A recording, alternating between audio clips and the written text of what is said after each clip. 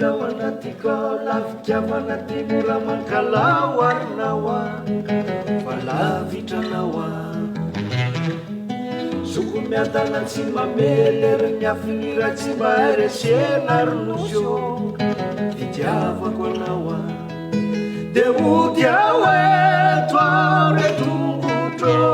tsy aritrelintsony ao nikiopady de otiao eto tongotro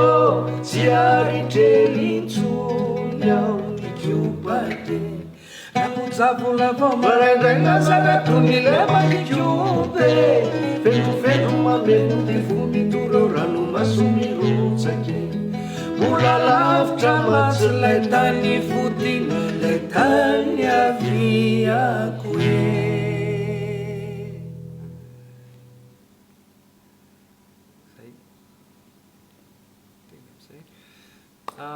falomeravantsika rehetra